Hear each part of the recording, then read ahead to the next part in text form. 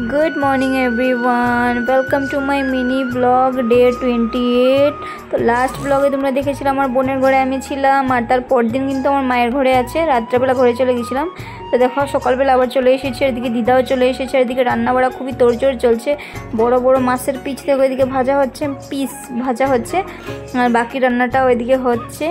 আর এদিকে দেখো ভাজি টাজি অলমোস্ট অনেক কিছু এগিয়ে গেছে রান্নারকে। আমি আজকেও লেট, অলওয়েজ লেটেই হই আমি। আর এদিকে দেখো ওরা ভাই বোন কী মজা করে পপ খাচ্ছে, একজন আরেকজনকে খাইয়ে দিচ্ছে। আমার তো এই জিনিসটা দেখে ভীষণ ভালো লাগছিল আর কি সুইট লাগছে ওদের দুজনকে দেখো।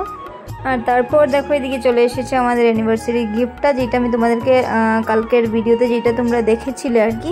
এই যে এই আংটিটাই ছিল আমার অ্যানিভার্সারি গিফট। শাড়িটাও আমি ওই দিনই নিয়েছিলাম আর কি। আর তারপর আমরা বাজার চলে গেছি। দেখো এই যে এটা হলো আমাদের দোকান, আর এখান থেকে বোর্ডের জন্য কিছু না শার্ট নেবো আর কি, একটা শার্ট নেব। তো এখানে আমরা এসেছিলাম পছন্দ করতে, আমি এসেছি আর বনু এসেছি। আর তোমরা যারা গুমরা সাইডে আছো তারা অবশ্যই যেতে পারো আমাদের দোকানে।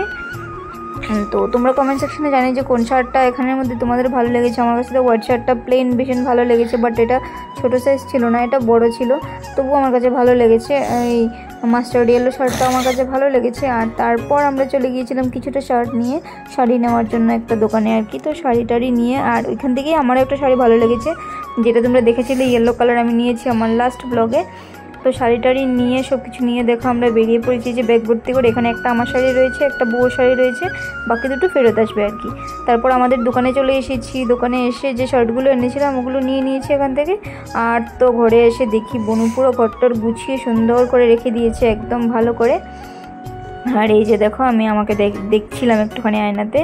আর তার সঙ্গে তোমরা যে মোবাইলটা দেখতে পাচ্ছ এটাই হলো আমার মোবাইলটা, কারণ তোমরা তো জানো এটা 5-6 দিন আগে, 8-10 দিন আগে নিয়েছিলাম আর কি। তো যার জন্য এই মোবাইল দিয়ে আমি কিছুদিন থেকে ভিডিও শ্যুট করছি, তার জন্যই ভিডিওটা একটুখানি ভালো হচ্ছে আর কি বলতে পারো।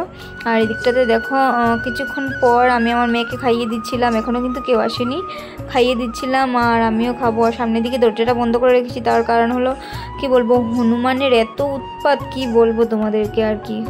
তো ওকে খাইয়ে দিয়ে এদিকে আমিও বসে গেছিলাম খাওয়ার জন্য, কারণ আমি তো মাছ টাছ সেগুলো খাবো না, তো ভাজি টাজি ডাল এগুলো দিয়েই আমি খাবো, আর পনির দিয়ে। তো যার জন্য আমি বসে গিয়েছিলাম, আর ঘর থেকে খেয়েও আসিনি আমি। আর এদিকে আমার বোনের ছেলেকে দিচ্ছিলাম, দেখো তো ও তো খাচ্ছিল না পাপ্পাটা, তো ওকে না খাইয়েই আমি খেয়ে নিলাম। আমার মেয়ে আর আমি খাচ্ছিলাম আর কি, দুজনেই আমরা। আর দেখা যাচ্ছিল না বলে আমি একটুখানি লাইট জ্বালিয়ে দেখাচ্ছিলাম তোমাদেরকে আর কি। দেখো কাঁকরোল ভাজি রয়েছে, পটল ভাজি রয়েছে, আর এখানে আরও কি একটা দুটো ভাজি ছিল ভুলে গেছি, যাই হোক এই মুহূর্তে আমার ঠিক মনে পড়ছে না। আর তারপর এদিকে মা আমাদেরকে তরমুজ কেটে দিচ্ছে আর কি, ওদের জন্য হাফটা রেখে দেবে, আর আমরা ভাই বোন আমাদের সবাইকে হাফটা কেটে দিয়ে দেবে।